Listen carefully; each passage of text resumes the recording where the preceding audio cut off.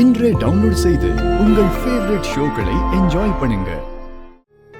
அருவி, என்னம்மா இந்த நேரத்துல பேக் எடுத்துட்டு எங்க கிளம்பிட்ட? இல்ல பெரியமா, நாளைக்கு முக்கியமான டெஸ்ட் இருக்கு. அதான் குரூப் ஸ்டடி பண்ணலான்னு என் ஃப்ரெண்டு வீட்டுக்கு போறேன். என்னது, குரூப் ஸ்டடியா?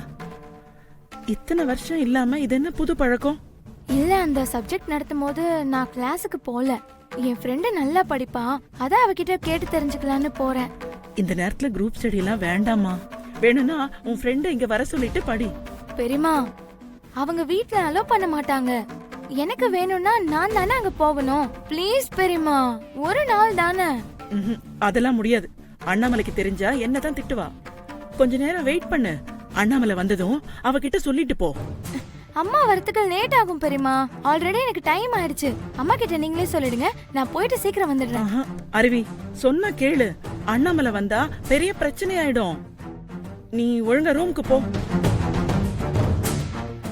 அத்தை, அவ படிக்க தானே போறேன்னு சொல்றா. அவளை ஏன் திட்டுறீங்க? போயிட்டு வரட்டும், விடுங்க. அதெல்லாம் வேண்டாம் வான்மதி.